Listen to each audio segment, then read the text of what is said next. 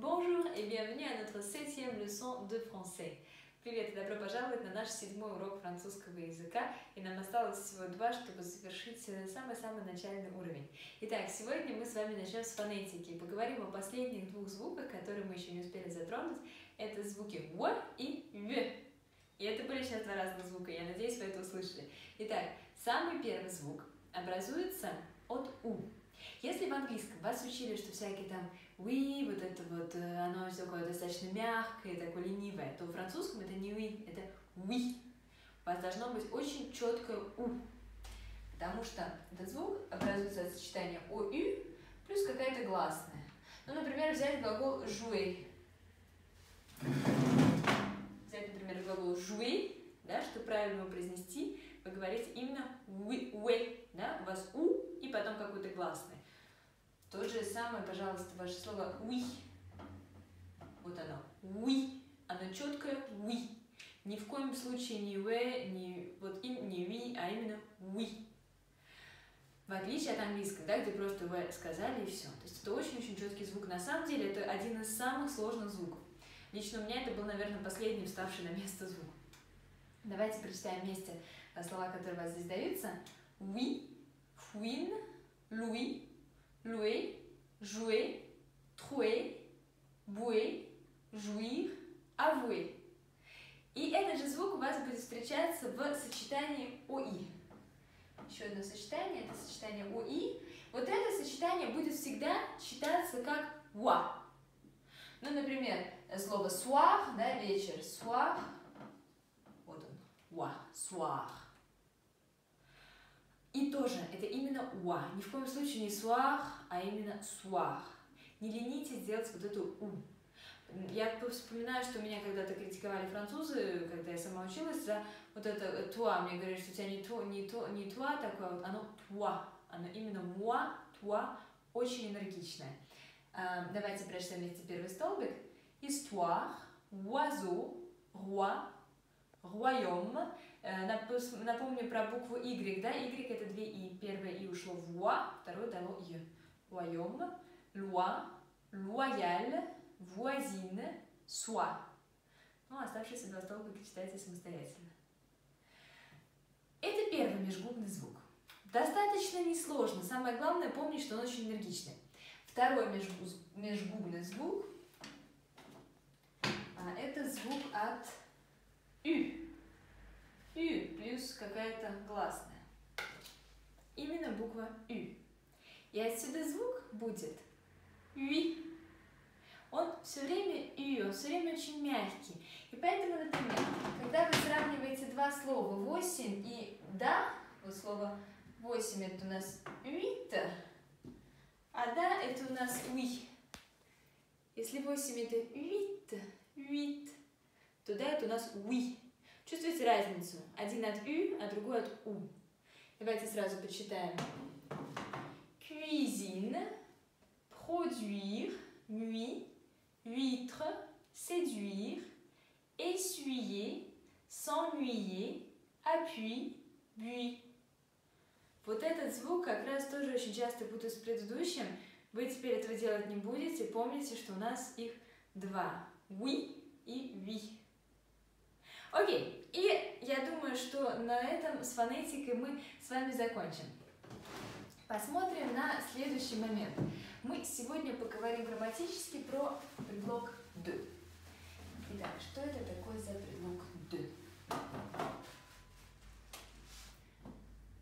Ну, вы с ним уже встречались, когда говорили, что у нас... Например, я иду из театра, да, там, или я иду из школы. Помните, у вас были фразы по типу «je viens de l'école» еще из первого начального месяца, да? То есть «de» это прежде всего «из». Однако есть конструкция, где это «de» совсем не переводится как «из», а он заменяет артикль. То есть мы не пытаемся его перевести, а мы просто знаем, что вот он так должен быть. Это, конечно, так себе объяснение, но сейчас я постараюсь быть поточнее. Первый момент. Когда вы отрицаете слово с неопределенным артиклем. Ну, например, вы говорите, помните ваше Илья? У вас была фраза. Например, Илья, chien, например, dans la chambre. Il y a un chien dans la chambre. Если мы скажем, что нет собаки в комнате, мы скажем il n'y a pas de chien. Либо я даю вам здесь пример. У меня есть брат, да, j'ai un frère. Если я скажу, у меня нет брата, je n'ai pas de frère. Это четкое правило, которое надо запомнить. В отрицании определенный артикль исчезает, зато представится предлог de.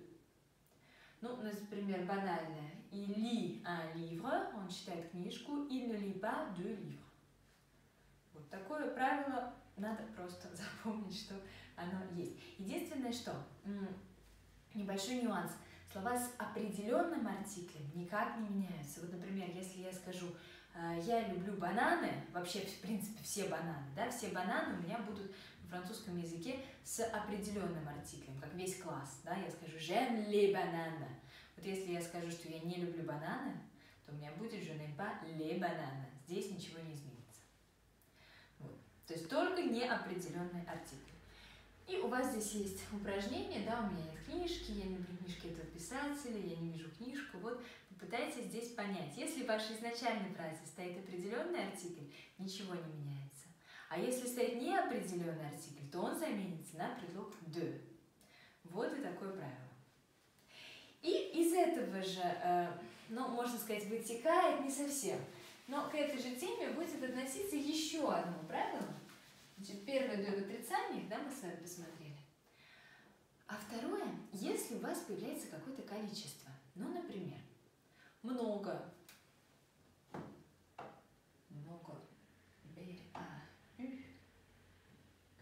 запомните, что в этом слове всегда должно быть 4 звука, но 8 букв.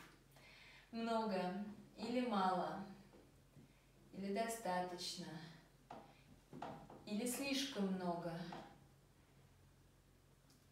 Или сюда же может быть какая-нибудь бутылка, мешок, пакет.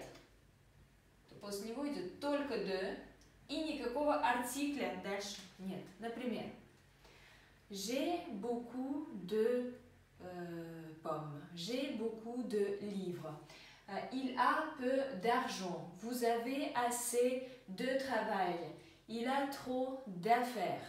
Никакого артикля нету.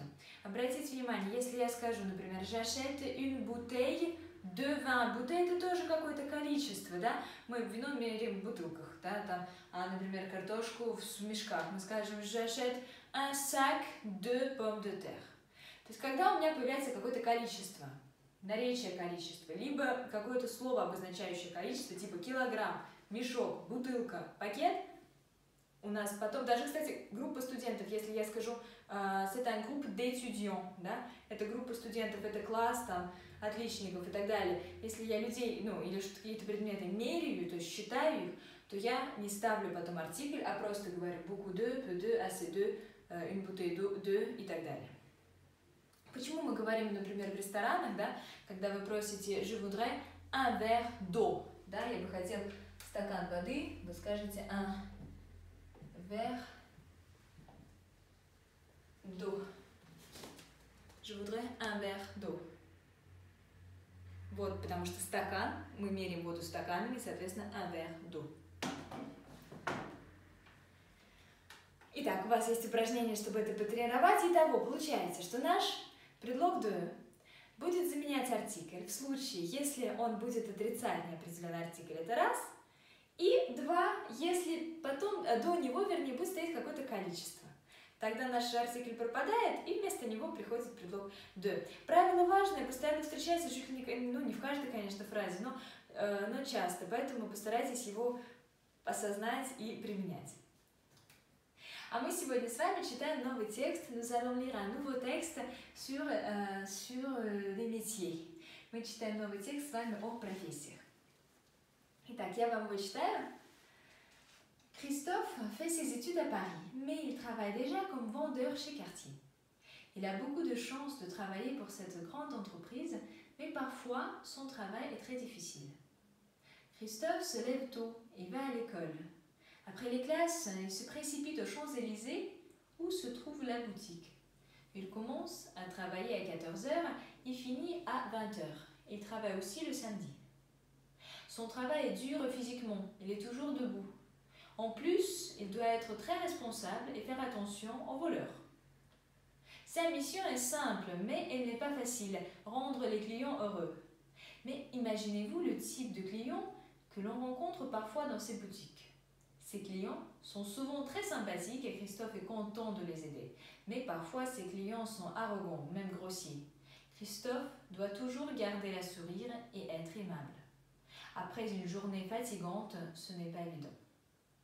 Son salaire dépend de ses ventes. Donc, il y a des mois où il gagne très bien. Il est satisfait de son salaire. Il aime aussi ses collègues, ils sont prêts à l'aider et trouvent le jeune homme très capable et courageux. Son directeur l'apprécie aussi. Christophe espère qu'après l'école, il va pouvoir avoir une meilleure position dans cette entreprise. Итак, на самом деле текст не очень сложный, хотя в нем встречается много новой лексики для вас, но по конструкции он, мне кажется, довольно-таки понятный. Вы отвечаете на вопросы, делаете небольшой перевод, а затем на базе этого текста рассказывайте мне о вашей работе. Donc, vous allez me parler de votre métier. Que faites-vous? Où travaillez-vous? Pour quelle entreprise? Est-ce que c'est une entreprise russe ou américaine ou française? Quels sont vos devoirs? Comment sont vos collègues? Comment est votre directeur? Donc, vous essayez de donner le maximum d'informations. Да, вы стараетесь дать максимум информации, все, что можете сказать, используя новую, ну и старую лексику.